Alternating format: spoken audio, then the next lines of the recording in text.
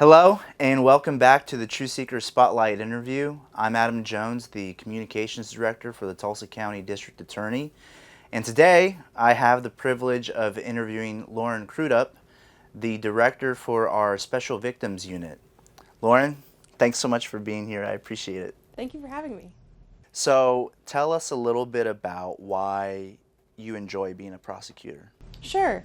I think I enjoy being a prosecutor just because I get the chance to advocate for the voiceless. As someone who is on the Special Victims Unit team, we deal with women and men who oftentimes are at their lowest when they come to our office. They've experienced a very egregious crime, a very personal crime.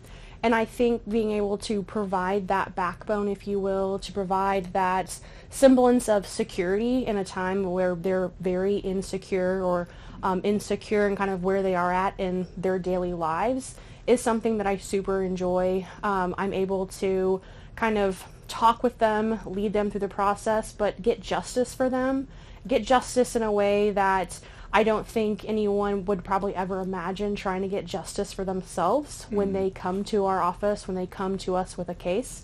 And that's something that I really enjoy, being able to, show the community and advocate for the people of the state of Oklahoma and really try to make our community a safer place. Yeah. Can you explain for us what the Special Victims Unit is and the nature of what your team does? Sure. The Special Victims Unit team here in Tulsa County deals with sex crimes for anyone over the age of 14. And we also deal with all domestic violence cases as well. So we are kind of a hybrid unit, if you will. We focus on, for the lack of a better word, the special victim, the victim who is, maybe wanting to maybe not cooperate in their domestic violence case because they are not wanting to maybe in their relationship with their perpetrator. But then we also have maybe the other side of the spectrum where they don't really know what justice is because they want the full range of punishment or the max, but they know in their heart and their soul that maybe that won't fix them and fix what happened to them. So we really focus on that special victim. Not only do we focus on the sex crime or maybe the domestic violence, we also take on some special cases as well. Maybe those cases where they didn't know their perpetrator, they didn't know their assailant, but they are a very serious crime or a very egregious crime. So we really focusing on the victim that needs insulated and protection and walk through that judicial process. Mm-hmm. Do you have victims that you say special victims, and of course, given the nature of some of these crimes, they're all special victims, but can you recall any particular, without getting into too much detail, can you recall any particular time where you really felt a real conviction about helping this victim in particular? Absolutely. I think that, I'm very passionate about all the cases that we have within our unit and within our team.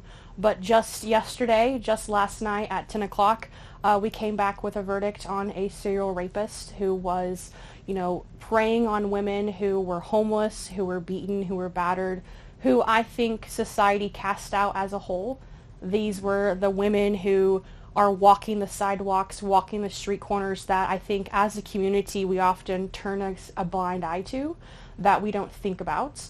They're not the women that we probably would invite to our Thanksgiving table. We would invite to our kids' school play, if you will.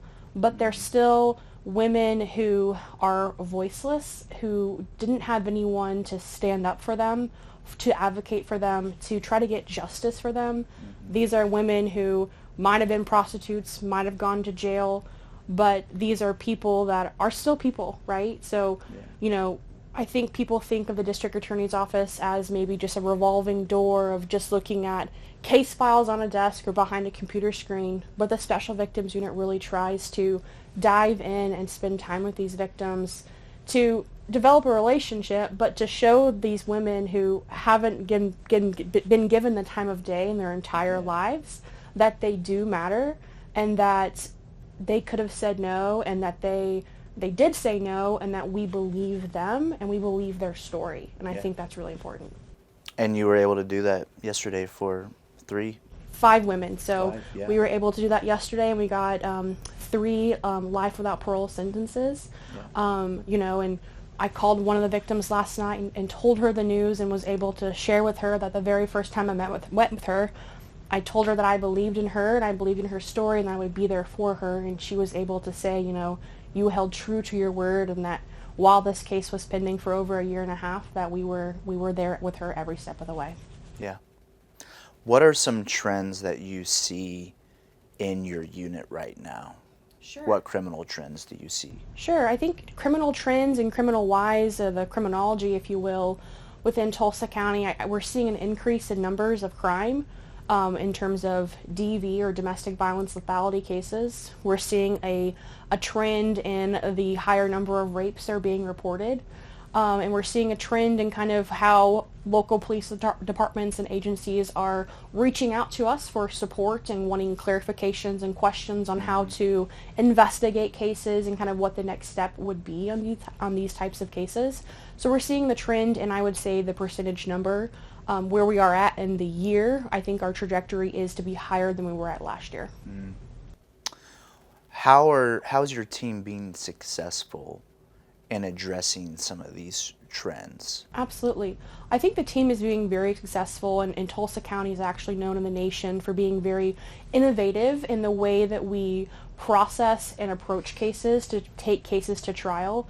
We do a lot of what's called evidence-based prosecution, and the great thing about being on this team is that we are a team that works together, we take cases on that I think most other district attorneys' offices and throughout the state or even the nation would potentially be afraid to do. We have the ability to access and utilize technology that Tulsa is very equipped through Tulsa Police Department and various other federal grants that we have. We can work with partners to ensure success using jail calls, using cell phone analysis, using data, those types of things that helps us to take our cases to the next step, to connect those dots, to address what I like to call the CSI effect, if you will, of wanting more, of wanting a bigger picture or better picture of a puzzle as we create and process cases, and that will then lead to higher convictions. Well, you mentioned the victim who thanked you for being true to your word and being steadfast in this process. I think, we can all imagine that somebody who's been the victim of a heinous crime pretty much doesn't trust anybody. Sure. And has a sense of fear and anxiety that if they put themselves out there, that it won't be worth it. Why should victims, especially these special victims of these types of crimes, why should they feel safe and secure when we're handling their case? Absolutely. I think that's a great question, and I think a question that I often ask myself, my team and myself, and I know that this entire office handles these types of cases in a way, and I lead my team in the sense of I ask myself every single day, would I want myself as a prosecutor on my own case? And that's a standard that I want to have.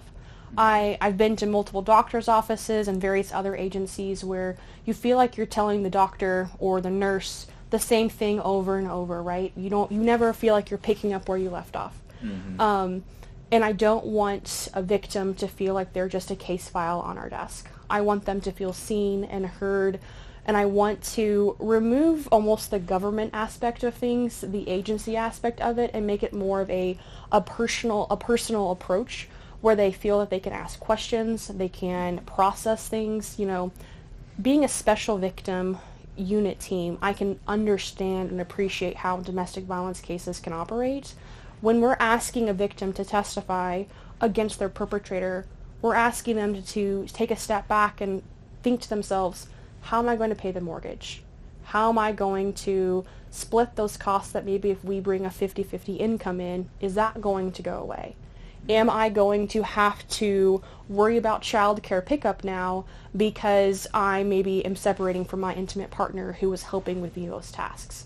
By being a special victims unit team, we are used to dealing with those questions and kind of helping navigate through our victim advocacy center and our team, helping them navigate those processes as they digest whether or not they're willing to cooperate in the prosecution of their case. And as someone who only deals with these types of cases, I tell every victim, you always hear the thing of, oh, this might be a silly question. And there's no such thing as a silly question because, 9 times out of 10, someone else has that same question when dealing with this process and procedure. Yeah.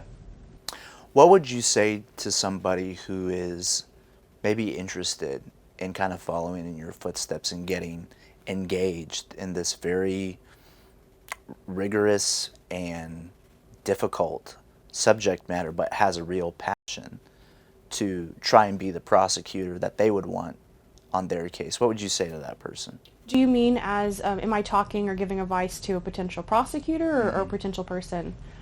I think if talking to a potential prosecutor, I had fantastic mentors as I was coming up through the office as a young prosecutor. But I think holding yourself to that standard and telling it and asking yourself, would you want yourself as a prosecutor on your case? But when talking with these special victims, when they come to our office, oftentimes, they maybe go to a sexual assault examination nurse or domestic violence sexual assault examination nurse. They might talk to a detective. They might talk to a DIVIS advocate. They might talk to various other people, but doesn't matter kind of what your walk of life is. They've never been told that it's not their fault that maybe someone placed hands on them, or if they were sexually assaulted that it's not their fault. So having that conversation of basic human necessity, if you will, and humanizing the aspect of how we handle cases and how we approach justice for victims, that's ultimately what we're trying to do as prosecutors, is to get justice for victims, stand in front of juries, potentially stand in front of the courts, and represent what I call the best judicial process in the world, and stand up and represent the state of Oklahoma, the people of Oklahoma, as we advocate for justice for those people. Well, thank you so much for your time. I think that everybody listening has felt the empathy that you clearly feel for the victims that you care for. And I think that the nature of what you do is so tethered to the mission of our office that it could be said your team serves as kind of the lifeblood, the heartbeat of what we do. And so I wanted to be sure to talk with you and get your insight so everybody else knows what you do. I mean, you were here till 10 o'clock last night on a case and right back to work the next morning. It's very commendable, and I think everybody will have a sense of appreciation for that. So thank you for your time. Really appreciate you doing this. And thanks to all of you for joining us. We'll see you next time. Thanks.